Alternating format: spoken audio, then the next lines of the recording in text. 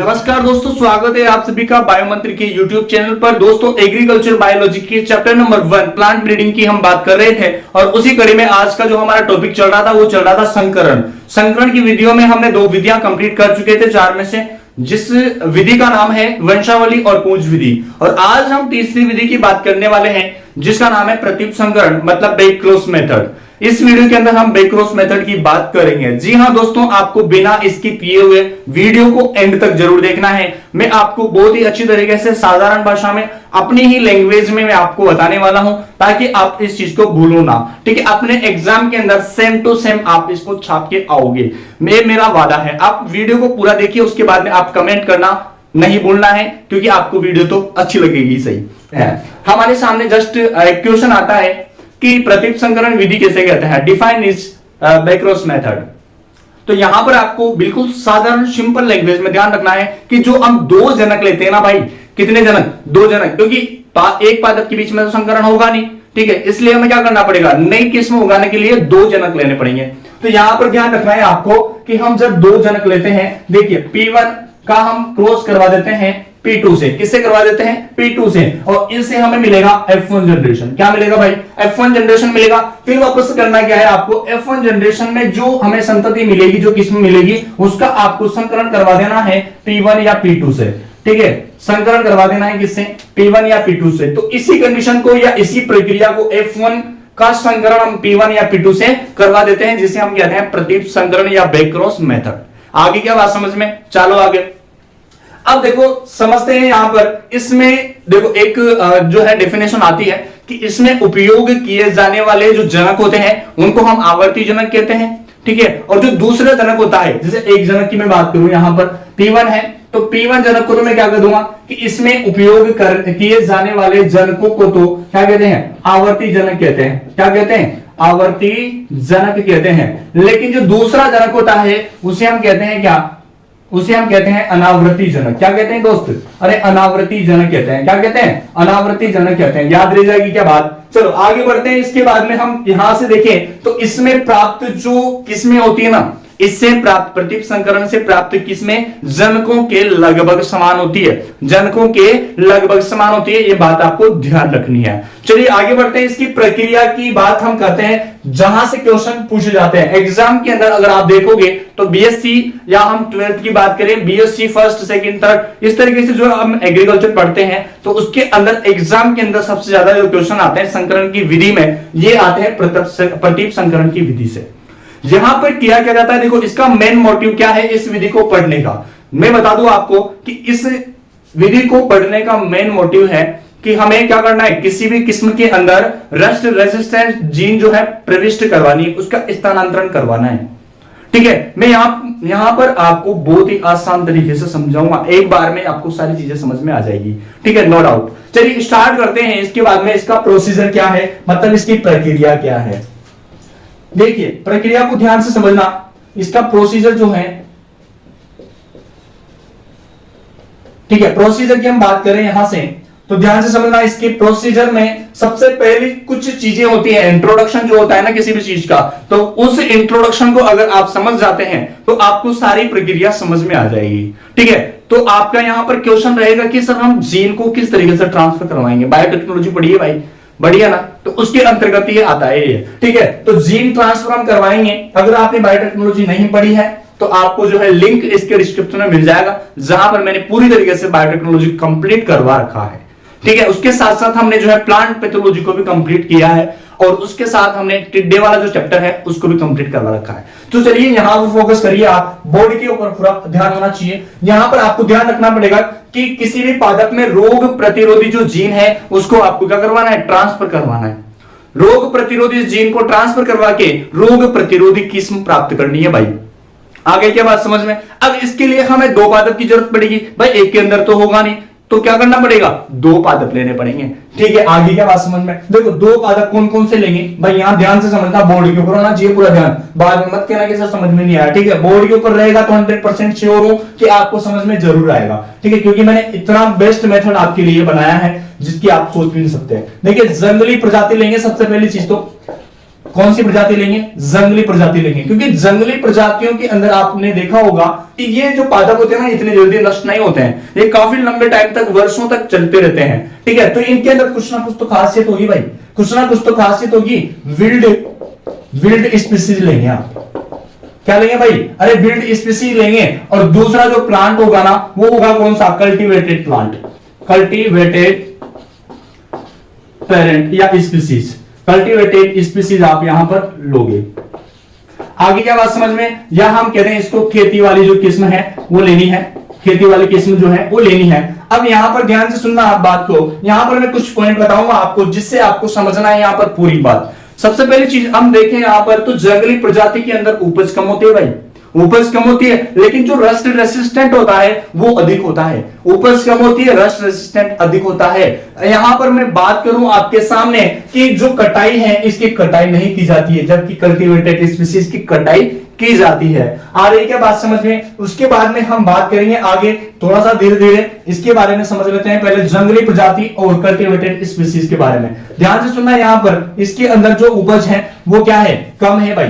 क्या है? अरे इसके अंदर जो उपज है वो कम है, लेकिन इसके अंदर अगर मैं बात करूं यहां से, तो इसके अंदर जो उपज है वो क्या है? अधिक है। आ रही है क्या बात समझ में? उपज क्या है इसके अंदर? अधिक है भाई। इसके अंदर अगर मैं बात करूं रस्ट रेसिस्टेंट की, रस्ट रेसिस्टेंट की बात करूं तो इसके अंदर ज्यादा होता है, क्योंकि आपने ऑब्वियसली देखा होगा कि जंगली जो प्रजातियां हैं वो लंबे समय तक जीवित रहती है। इसका मेन रीजन यही है, क्योंकि उसके अंदर रोग नहीं लगता है। ठीक है, रोग नहीं लगेगा तो अधिक जिएगा। अगर मानव के अंदर अगर रोग नहीं लगता है ना तो वो लंबे समय तक जीता है। ठीक है, उसका जो जीवन काल होता है वो लंबा हो जाता है, कुछ टाइम बढ़ जाता है। लेकिन अगर उसके अंदर रोग हो गया तो वो जल्दी ही निमट जाएगा। ठीक है, ध्यान रखना है आपको। यहाँ पर रस्ट रेसिस्टेंट इसके अंदर होता है, जबकि इसके अंदर क्या नहीं है? रस्ट रेसिस्टेंट नहीं है भाई, रस्ट रेसिस्टेंस नहीं है। बात समझ में आ रही है आपको? आगे हम बात करें यहां पर, तो इसकी जो है कटाई नहीं की जाती है। क्या नहीं की जाती है? कटाई नहीं की जाती है। आगे ये बात समझ में? और इसकी जो है कटाई की जाती है। ठीक है, याद रह जाएगी बात। इतनी सी बात आपको ध्यान रखनी है। देखो मैं इंट्रोडक्शन के ऊपर जोर दे रहा हूं, क्योंकि इंट्रोडक्शन के ऊपर ही टिका हुआ है। बात को ध्यान से समझना यहां पर। ठीक है, इसके बाद में मैं बात करता हूं आपके सामने। यहां पर हमें क्या करना है? जनक मान लेने हैं। क्या मान लेने हैं? जनक मान लेने हैं भाई। इसके अंदर मैं बात करूं यहां से आपके सामने कि हमने इसको ले लिया P1, क्या ले लिया? P1, और इसको मैंने ले लिया जनक के रूप में P2, इसको मैंने कह दिया P2। ये है P1, ये है P2, इसको मैंने कैपिटल आर बोल दिया, डोमिनेंस है। ठीक है, इसको मैंने स्मॉल आर बोल दिया, रिसेसिव है। ठीक है, अब बात करते हैं यहां पर कि यहां पर हम देखो, इसको तो हम क्या बोलेंगे? अनावर्ती जनक बोलेंगे।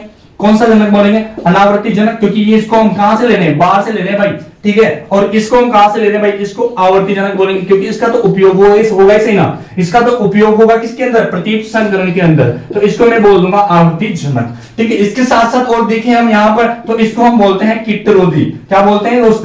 अरे दोस्त क्या बोलते हैं? कीटरोधी बोलते हैं, या इसको हम कीटदाता भी कहते थे। ये इसको हम बोलेंगे क्या? इसको हम क्या बोलेंगे? कीटग्राही। क्या बोलेंगे दोस्त? अरे कीटग्राही बोलेंगे इसको। क्या बोलेंगे? कीटग्राही बोलेंगे। अब यहां से ध्यान से समझ सकते हो आप कि इसका जीन जो है ना, अब एक बात और समझाता हूं मैं यहां पर आपको, एक बात और ध्यान से समझना। ठीक है, इंट्रोडक्शन है भाई, इसको अगर ये समझ में आ गया तो समझ में आपको पूरी चीज समझ में आ जाएगी। ठीक है, इसलिए यहां पर जोर दे रहा हूं मैं बार बार आपसे, इसीलिए बोल रहा हूं क्योंकि आपको बना रहना है वीडियो के ऊपर। ठीक है, यहां पर बोर्ड के ऊपर पूरा फोकस होना चाहिए अपना। देखो 99% तो हमें क्या करवानी है भाई? 99% की अगर हम बात करें तो यहां से जो जीन होगी ना वो कैसे होगी? ओरिजिनल होगी। 99% तो हमें क्या करवानी है? इस कल्टीवेटेड स्पीसीज की जीन को लेना है, और 1% जो है ना, 1% जो है ना वो क्या करनी है? जीन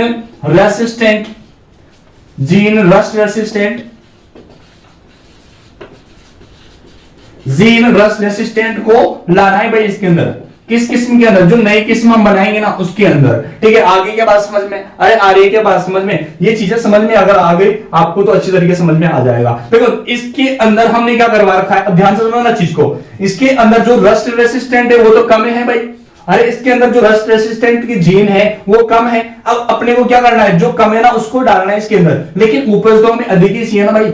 अरे उपज तो ज्यादा चाहिए ना, कम तो नहीं चाहिए, क्योंकि इसके अंदर तो कम है। तो यहां पर जो मुख्य विशेषता है ना, यहाँ पर जो रस्ट रेसिस्टेंट की जीन प्रेजेंट है, इस जीन को निकालकर इस वाली किस्म के अंदर मैं डाल दूंगा, इस जीन को निकालकर इस वाली किस्म के अंदर में डाल दूंगा, तो इसके अंदर क्या हो जाएगा भाई, अरे इसके अंदर देखो नई किस्म जो होगी उसके अंदर क्या मिलेगा हमें, उसके अंदर मिलेगा उपज भी अधिक मिलेगी भाई।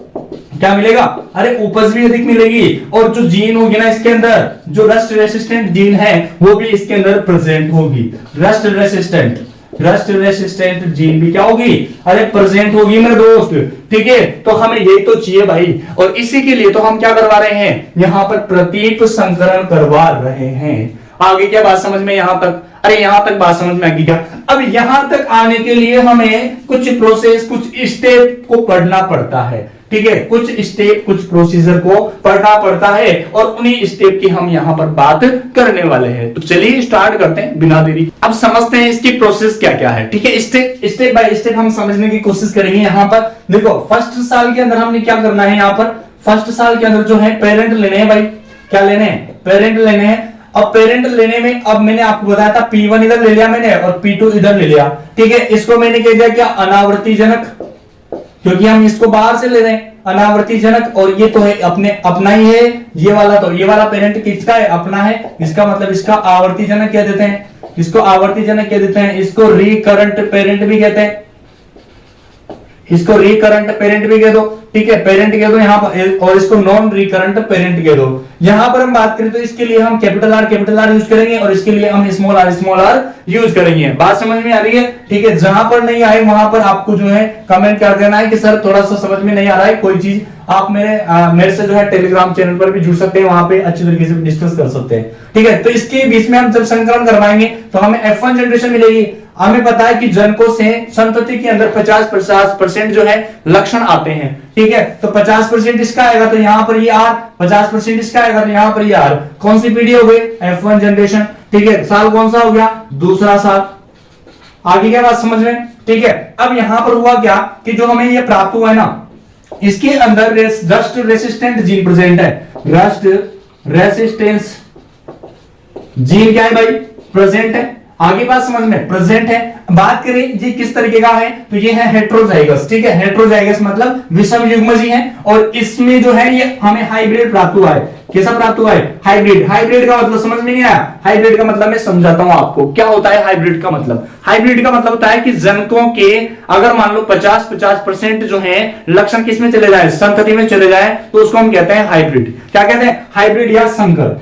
तो 50% तो किससे, P1 से, और 50% किससे, P2 से आते हैं, तो उसे हम कहते हैं हाइब्रिड या संकर। आगे क्या बात समझ में, चलिए आगे बढ़ते हैं। इसके बाद में हम यहां पर क्या करवाएंगे, देखो मैंने बोला था कि जब जनकों का संकरण करवाने पर हमें F1 जनरेशन के अंदर जो पीढ़ी मिलती है उसका संकरण वापस से किसके अंदर करवाना है, या तो इसके साथ करवा दो या इसके साथ करवा दो। तो हम इसके साथ करवाएंगे तभी तो यहाँ पर इसके लक्षण जाता आएंगे, ठीक है। तो 100% ये हो गया, 50% रहेगा यहाँ पर। तो इसका मैंने संकरण करवा दिया किससे, स्मॉल आर से। तो यहां से आपको बात ध्यान रखनी है, ठीक है। तो समझते हैं आगे, स्मॉल आर से मैंने संकरण करवा दिया। अब संकरण करवाओ गया तो देखो कैसे करवाना है संकरण, small R capital R small R, और इसका संकरण किससे, स्मॉल आर से। इसको इससे मिला दो और इसको इससे मिला दो, इसको इससे मिला दो और स्मॉल आर को स्मॉल आर से मिला दो। अब देखो ये वाला मिलाया किससे, इस वाले से, तो कैपिटल आर स्मॉल आर आ गया, ठीक है। ये वाला वापस से मिलाया इससे, तो कैपिटल आर स्मॉल आर आ गया, ठीक है। ये वाला मिलाया इससे तो स्मॉल आर, ये वाला मिलाया इससे तो स्मॉल आर, ठीक है। अब देखो ये वाला तो ओरिजिनल है हमारा प्लांट, ये वाला तो ओरिजिनल प्लांट है, और ये वाला कौन सा है, ये इस वाले में क्या है, F1 जनरेशन का पादप आ गया, मतलब इसके अंदर रेसिस्टेंट जीन प्रेजेंट है, ठीक है। तो यहां से मैं आगे क्या करूंगा, इसकी रेसिस्टेंट जीन को ले लूंगा, मतलब कैपिटल आर स्मॉल आर को ले लूंगा, ठीक है। अब करवाना क्या है इसके अंदर देखो वापस से हमें प्रतिप संकरण करवाना है। क्या करवाना है, प्रतिप संकरण करवाना है। अब और प्रतिप संकरण के लिए हमें पता है कि 100% ये लेंगे हम आर, तभी जाके हमारे पास में 99% ही आएगा,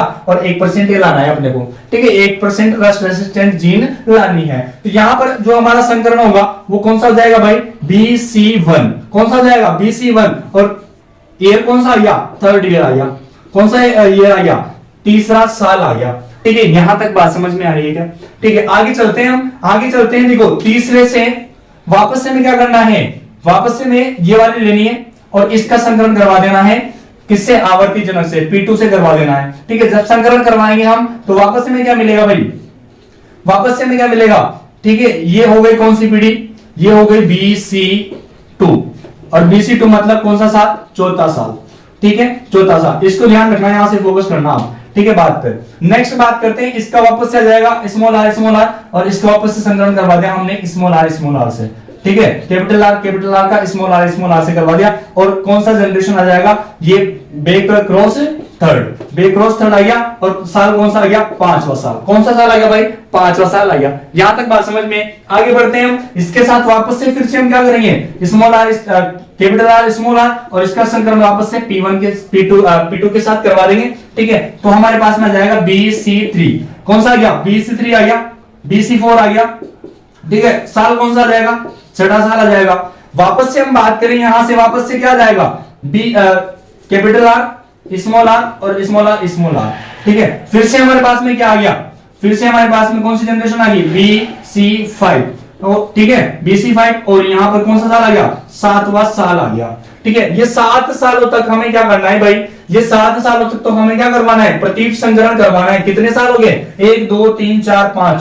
ठीक है, ये 5 सालों तक बराबर हमें क्या करना है? रिपीटेड करवानी है इस संकरण को, प्रतीप संकरण को रिपीटेड करवाना है। देखो इसके अंदर यहां पर हमें क्या करना पड़ता है? यहां पर एक और चीज ध्यान रख लो, इसके अंदर हमें परीक्षण करना पड़ता है कि इसके अंदर रेजिस्टेंट जीन जो है वो है या नहीं है। ठीक है, तो इस तरीके से परीक्षण हो जाएगा इसका, और यहां पर हमें पता चलेगा कि भाई इसके अंदर 50% क्या है? रेसिस्टेंट जीन है।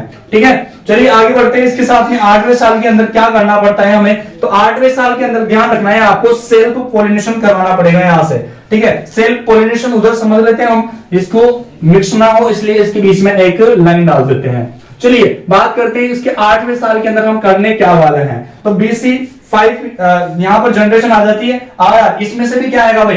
वापस से हमारे पास में कैपिटल R स्मॉल r आ जाता है। तो हमारे पास में यहां पर क्या आ जाएगा? कैपिटल R स्मॉल r आ जाएगा, और हमें क्या करवाना है? यहां पर सेल्फ पोलिनेशन करवाना है, स्व परागण की क्रिया करवानी है। और स्व परागण के लिए आपको पता है कि इसका संकरण इसी के साथ करवा दो, इसी को कहते हैं स्व परागण। जनरेशन कौन सी आ जाएगी? अरे भाई जनरेशन कौन सी आ जाएगी? BC6। ठीक है, BC6 आ जाएगी, क्योंकि यहाँ पे 5 थी तो 6 आ गया। अब देखो यहां से वापस से हम क्या करवाना है? वापस से हमें क्या करवाना है? सेल्फ पोलिनेशन हो गया। अब एकल संततियों का चयन कर लेना है इसके अंदर से, इसके अंदर जो पादप होंगे उनका हमें क्या कर लेना है? चयन कर लेना है भाई। ठीक है, तो मैंने यहां से ये क्या कर लिया? पादपों का चयन कर लिया इस तरीके से, और मैं क्या करूंगा? एकल अलग अलग रो के अंदर इन पादपों को उगा दूंगा। और ये कौन सी जनरेशन आ गई? BC7। ठीक है, BC7 आ गई। ठीक है, अब यहां पर देखो BC7 नहीं आएगी, सॉरी पोलिनेशन करवा देना नहीं, तो यहां से आएगा BC6F2। ठीक है, कौन सी पीढ़ी आ गई? F2 आ गई यहां से। ठीक है, साल कौन सा? 9वां साल आ गया। बात करें यहां पर हमें क्या करना है? एकल संततियों का, एकल पादप संततियों का क्या करना है? चयन करना है भाई। चयन कर लिया क्या? अरे चयन कर लिया क्या? ठीक है, इसके बाद फिर वापस एक बात और हम क्या करवाएंगे? इसका संकरण करवाएंगे, वापस से स्वपरागण की क्रिया करवाएंगे, और वापस से हमें क्या मिल जाएगा भाई? अरे ये एक अलग अलग रो के अंदर वापस से इसको हम उगाएंगे, तो BC6F3 मिल जाएगा आपको। ठीक है, साल कौन सा आ गया? 10वां साल। आगे क्या बात समझ में यहां तक? अब इसके बाद में एक परीक्षण होता है भाई, एक परीक्षण होता है, उस परीक्षण को आपको करवाना है। ठीक है, 1 साल का परीक्षण होता है, और इस परीक्षण को हम कहते हैं क्या? Preliminary trial. ठीक है, यहां पर हम उन्नत किस्मों का संकरण चयन कर लेंगे, उन्नत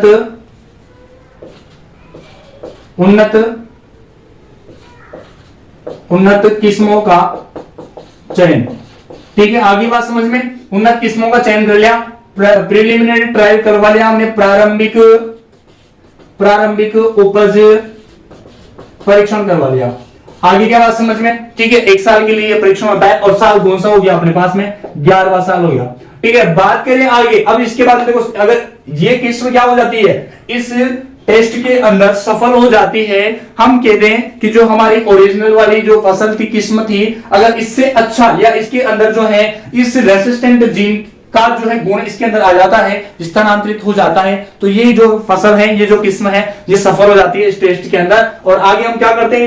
इसका हम गुणन करवाते हैं भाई। इसका हम क्या करवा देते हैं? गुणन करवा देते हैं, मतलब इसका मल्टीप्लीकेशन करवा देते हैं। मल्टीप्लीकेशन करवा देते हैं और इसको हम क्या कर देते हैं फिर, अरे इसका डिस्ट्रीब्यूशन कर देते हैं भाई, क्या कर देते हैं, इसका डिस्ट्रीब्यूशन कर देते हैं। और साल कौन सा आ गया, तो 12वां साल। 12 साल के अंदर हमारी फसल तैयार हो जाती है। अब देखो इसकी सबसे बड़ी कमी क्या है, कमी ध्यान से सुनना आप, इसकी सबसे बड़ी कमी है, इसकी सबसे बड़ी कमी है कि इसके द्वारा जो है ना, इस पादप जो हमने पादप लिया था इसके अंदर क्या है, अच्छी उपज है, अधिक उपज है, ठीक है, अधिक उपज है, और इसके अंदर कम उपज है, तो इसका जीन हमने क्या करवा दिया, इसके अंदर ट्रांसफर करवा दिया। तो इसके अंदर ध्यान रखना सबसे पहली चीज, रस्ट जो रेसिस्टेंट जीन है, गेहूं के अंदर लगने वाला जो डिजीज है वो इसके द्वारा होता है, और इसकी जीन हमें इसके अंदर ट्रांसफर करवानी है, ठीक है।